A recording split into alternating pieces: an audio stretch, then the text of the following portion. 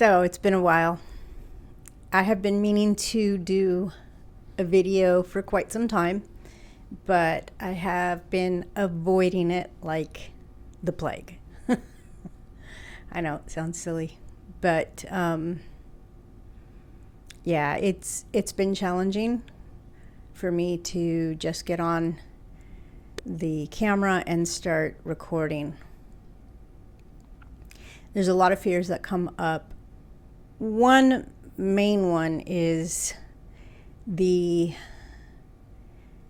avoidance, just totally wanting to avoid making videos for the sake of the internet trolls. I know that's silly. It's really stupid, but it's true. You know, it's hard enough to put yourself on camera, especially when it's not like second nature to you. And let alone the fact that then you have trolls that get on here and they just want to rip you apart because they just find joy in that. That said, I want to share a little story with you. Something I've been going through, and also something I know others go through. And you might be wondering, like, isn't this channel about making jewelry? Isn't it about your art? Well, it is, but I feel like it's also about life. And in my situation, an artist's journey, my journey as an artist. So that said, I was talking with my daughter this morning. She lives up in Northern California, so we try to keep in touch at least once a week, if not more. But that said, she was sharing with me, and I hope she doesn't mind that I'm actually talking to you about this and sharing this, but we were talking about her learning how to skate. She's going to be doing, I believe it's called derby skating, if I'm not correct. If not, well, anyway, she's going to be doing this.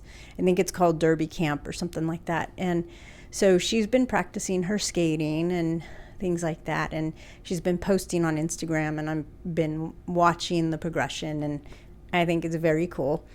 It takes me back to the days when I used to skate myself. Not that I did much, but as a kid, we did have roller skates and we would skate up and down the street. So anyway, that said, she was sharing with me some things that she's had like challenges with in skating as an adult.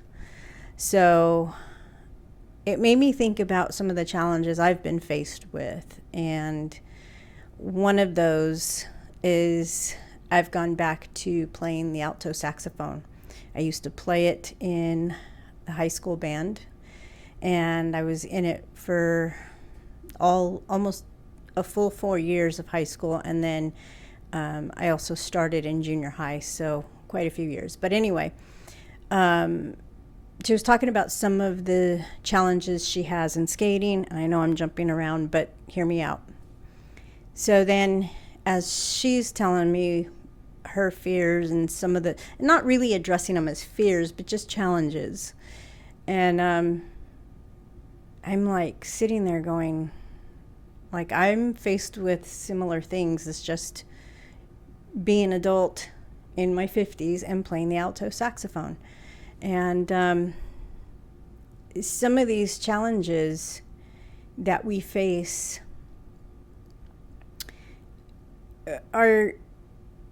some have to do with the ego, obviously, because we all have ego, and we all want to do good. But that's the point I want to get to, is that it's like everything we do surrounds, I want to be good, I want to be the best, I want to share the best way I can, I want my pictures to be polished and beautiful, and posting. I want to look good on Instagram. Everything's about being good, good, good, good, good. You know, being the best. I want to be the winner. It's like so caught up in this, I guess, idea or feelings, or a little bit of both, that we're constantly striving for being the best at something.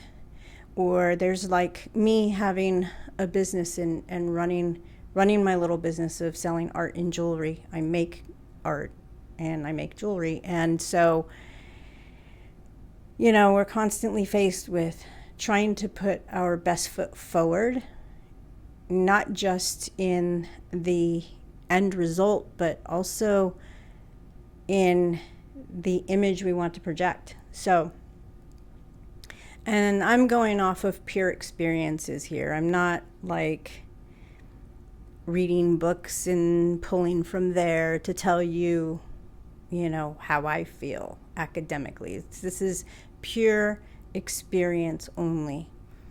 That said, it's like going back to the conversation with my daughter. She's like, you know, I look this up and I'm reading about that and da da da da. I make a video, I post it because I'm trying to get perspective from other people. Maybe they can help me, blah, blah, blah. And I found myself doing the same, not the same thing, but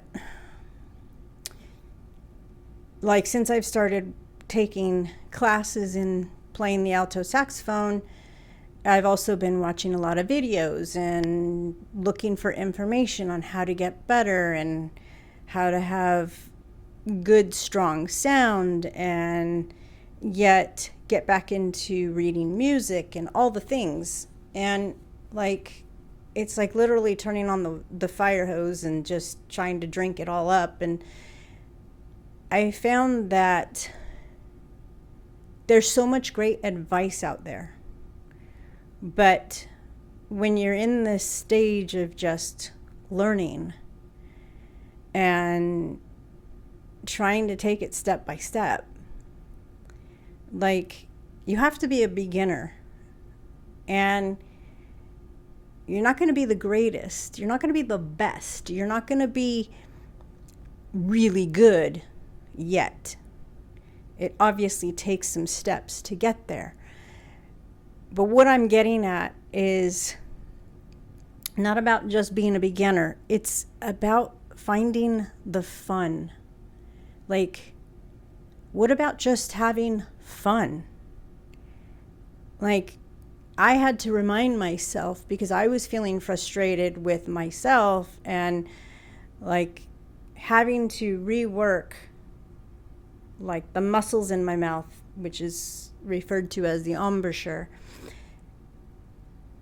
That has been a challenge for me because I haven't played for 33 years, and coming back to playing again and then finding out that the way I was taught to have the mouthpiece in my mouth wasn't the correct way. So now I'm having to remind myself how to, you know, play the correct way. And so how to hold the instrument up properly, sit it up, you know, so that I can have good airflow, be able to hold long notes, things like that, along with, you know, learning the scales and, you know, long tones, things like that. Anyway, that's just getting technical. But the point being is that there's all these things to consider when you're learning so that you can get better and be good, be the good player, be the strong player, you know, get the, I don't want to say notoriety, but it's like anything good gets the attention. And it's not that my daughter's skating for attention. She's not. She's doing it for the fun of it. I'm not playing the saxophone because I want the attention. I'm doing it for the fun of it. I don't have to do anything with it except for take the instrument out when I want to and play. And there's beauty in that. But sometimes we get so wrapped up in the wanting to be good that we forget about the fun. And the fun is just as important as it is to be good. And that's really what I'm trying to get at here. And I find that place of wanting to be good, finding how to play with the best sound, which reeds to use, all that stuff is great information, and it's just as important as anything else, but it can sometimes bind things up. And I found that I was a little frustrated at my last session. It wasn't so much of what I was being told or anything like that. It was just more frustration with myself, because I realized that as much as I have experience in playing the saxophone, I'm also a beginner. I'm starting over. After 33 years, I'm a newbie again. And again, there's nothing wrong with that. It's just, the point being is that, like my daughter has been searching for the answers, so have I. And we both, in our conversation, it's like, oh yeah, there's the fun side too. And we need to remember that and embrace that. And when you're learning something, or when you're working at something, I don't care what it is, there's that space in between the very beginning and I don't want to say the end, because I see this as all a journey, but there's that space of, like, when you're trying to get from one stage to the next to climb that hill or climb that mountain, it takes a little bit of time, and you're not going to be just great out of the park. You've got to do a little bit of time. You got to learn some new skills, and things will get better. And I just wanted to share that with you, because I haven't done a video here in ages, because I've been so consumed with what everybody else is going to say, and how I'm going to be critiqued, and the trolls that, get on and want to tell you all, they want to critique every little thing. They find every little nugget of information to tear you down about. But in the end, none of that matters. None of that matters. Because what matters is having fun.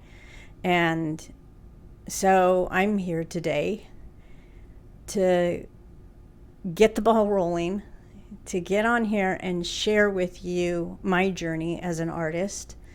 And some of the things that we face are real, real issues. And it can be issues that stop a person. And I know this isn't here, I'm not here selling you a piece of jewelry right now, and I'm not here selling you a painting, or, saying, hey, look at this, look at what I can do. It's not about that. So much more. This is real life, and it is the authenticity of life. This stuff is real. The studio looks the way it looks. It's not always clean. Things aren't always polished. And sometimes I don't get to the dusting of things, but that's okay. That's just part of the process. I am a creator. Does that make me any less of an artist? No. But for some reason, we get that kind of twisted and bound up, with all the gurus out there telling us how to do this and that and how it should be polished. And yes, of course, there are times where we do need to show our face in the best light that we can, or, produce a great image. But it's not really the reality of everyday life, being in the crux of it. So anyway, I wanted to share that with you, and I'm sure that you go through the same thing. And it's not just in the arts. It's not just with roller skating. It's in anything we do.